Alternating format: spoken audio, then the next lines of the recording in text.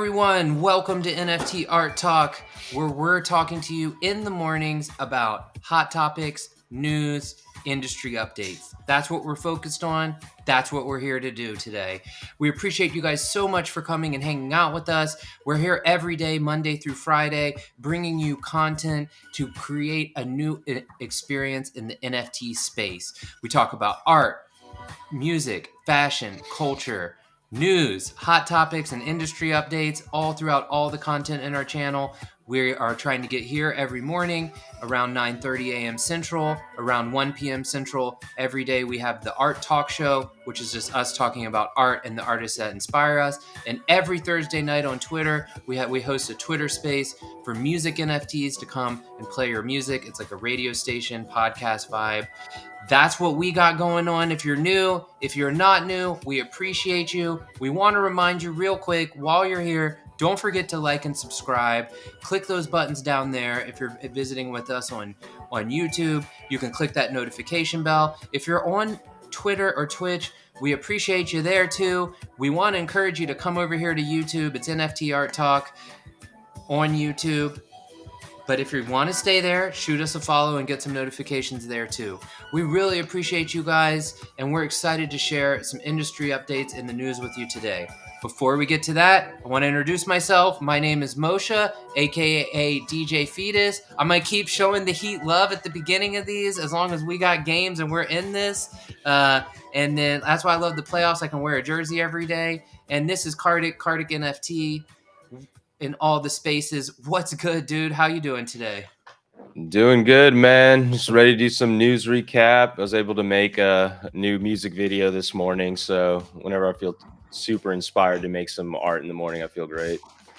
Yeah, me too, man. I've been working out every morning too and feeling really good about that. So yeah, we want to encourage you guys, keep your mind open in the morning. This is the productivity hour. That's why we keep these episodes nice and short, so you can get back at it.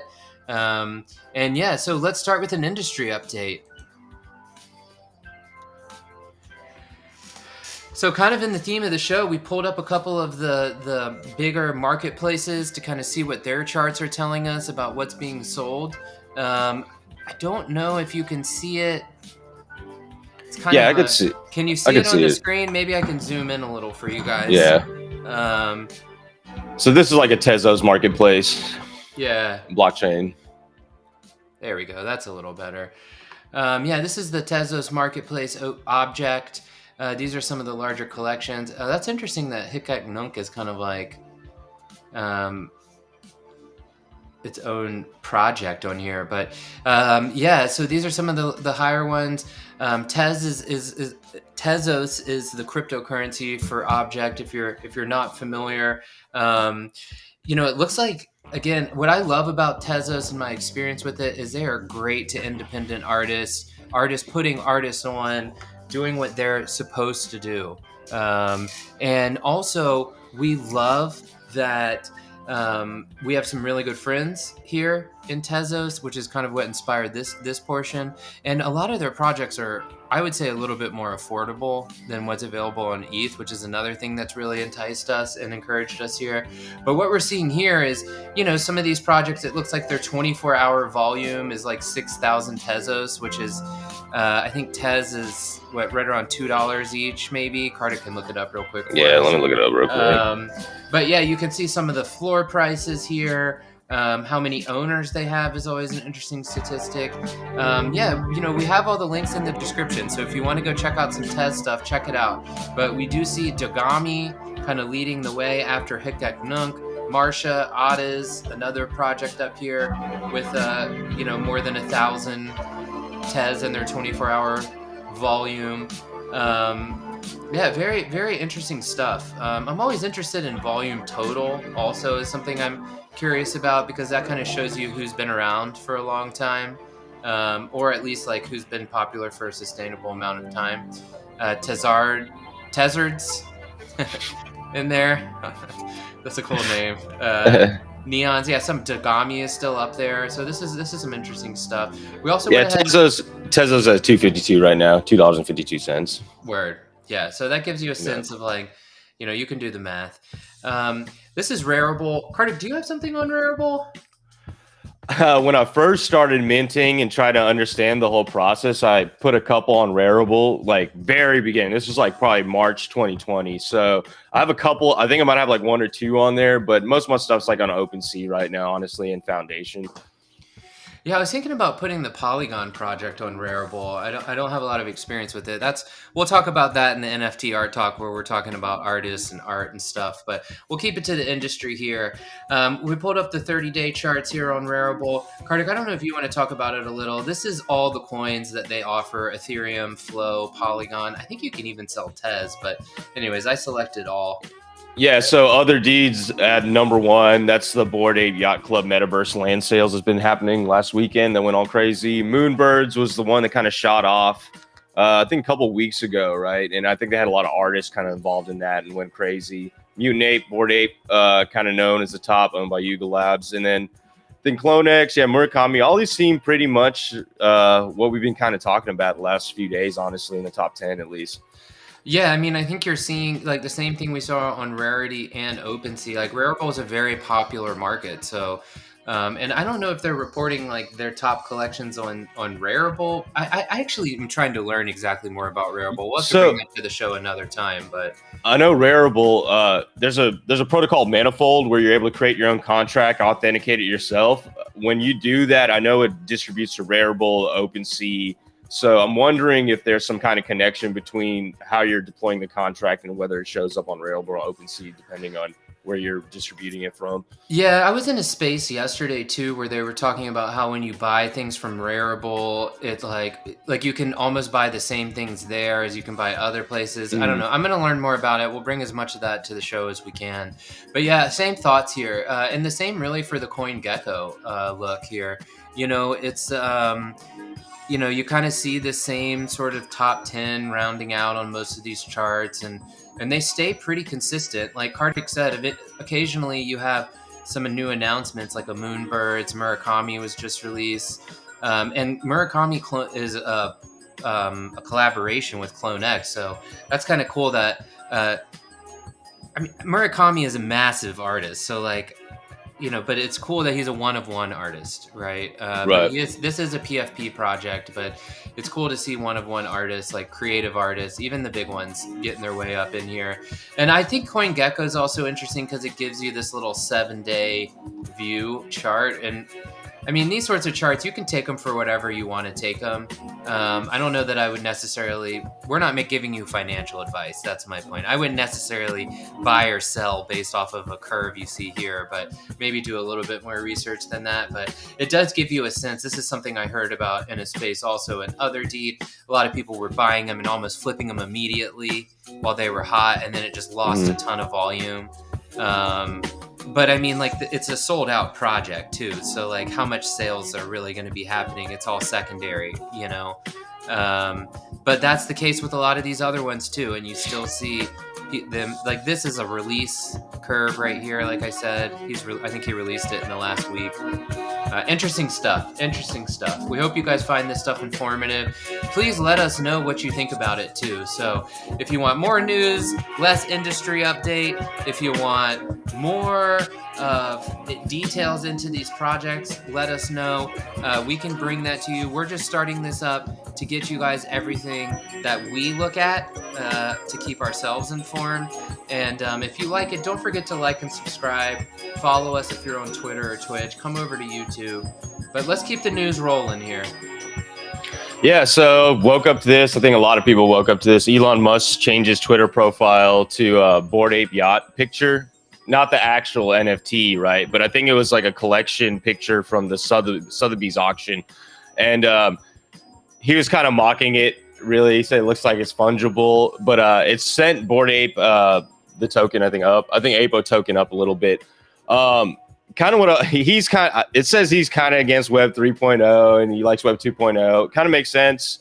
I don't think it's totally like that, but he has Twitter now as like his main distribution platform. So he's trying to push it like that. But I think the more interesting thing of this, right, is like, well, Apecoin went up. What's really going on in these markets, man, is they have AI bots that scan media and scan audio to actually trade off of it, right? It's like artificial intelligence. So when you see this type of stuff, it's really bots reading media, right, or scanning audio. And so, for example, like when the president talks or the Federal Reserve chief talks, that you'll see the markets go up and down because it's AI bots reading that stuff. So what's interesting about this, which I always pointed out to Moshe and everybody else, is like media is the driver for the markets, right? Because the artist actually creates this kind of like artwork that is distributed out and consumed by many. So I always say artists have the ultimate power in this because they're the ones who create the art that everybody wants to consume. So when you start seeing that and how it's linked to these markets, which NFTs are part of a new market, you're starting to understand like, wow, how all these markets are being actually traded by artificial intelligence, really. Yeah, I mean, I get all the feels from this article, to be honest. But, you know, Elon, man, in the midst of it, again, we want to go ahead and invite him on the show if he wants to come talk about doing all of this stuff, of course. But, sure. you know, it's just interesting to me. And yeah, I mean, who knows if he even made that post? Like, right. Who knows what his involvement is in Apecoin? Who knows how many Bored Ape Yacht Clubs he owns? You know, I mean, that's kind of the thing about Bayc is, and they've caught some grief of this, is it's like they don't have as many owners as you would think with 10,000 pieces of art. It's not 10,000 owners, right? And so to Kardic's point, like we'll kind of leave it at that and let you guys use your imagination from there, you know? But yeah, I agree with Kardik. I think it's interesting to see how technology plays its way, how the media triggers these events. And Elon Musk is kind of getting famous for this, man. Like we were joking, like maybe he bought Twitter with all the money from like Doge and AMC, because the same thing was happening with those symbols. Every time he tweeted, 20% surge. And that's what's happening with Bayc, I keep seeing and hearing a lot about. Again, we're not financial advisors. You guys do that on yourself and do your own research. But every time Yuga dropped news about Bayc, 10% surge, 15% surge. And you see them strategically dropping news out, you know, and it's just really interesting. It's like, we want to believe that it's retail investors hearing these things and making those, but unfortunately as retail investors, we're just not powerful enough to do that. I mean, I think AMC and GameStop kind of showed us like we do have some level of power, but even that, we don't know how much of that was power, like who was powering what. So, you know, be aware. That's our message here. And in slightly lighter news, we wanted to just bring this one up. Americana's chip turns physical objects into NFTs. So NFTs are being used for far more than just proving you own a JPEG. Is kind of the first sign. And I couldn't agree more. So Americana Technology is a startup founded early last year by designer Jake Frey, allows brands and creators to turn physical items such as streetwear, collectibles, cars, artwork into NFTs. The startup's core product is a universal chip, NFTA universal chip, which can be attached to a physical object and links that object to the blockchain.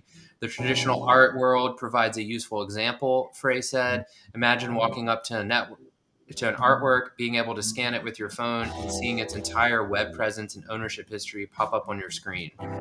That's how the chip turns any object into an NFT. And I believe the article goes on to talk about some of the funding that they've received. They got $6.9 million in seed funding from the venture firm 776. So we thought this was an interesting article. You know, just people bringing real life experiences. I personally thought it was very interesting because of the it ties it into like you're going to want to know what happened digitally to that object, not the other way around. It's not about tracking this physical object. It's about this object you see in front of you has a whole digital history, and that's what you're buying when you buy the physical piece. Like it's flipping it, you know? Well, yeah, no, I totally understand that. And also, I think exactly, I'm wondering if they do have GPS in this ultimately, because in the regular art market, you know, people make counterfeits, right?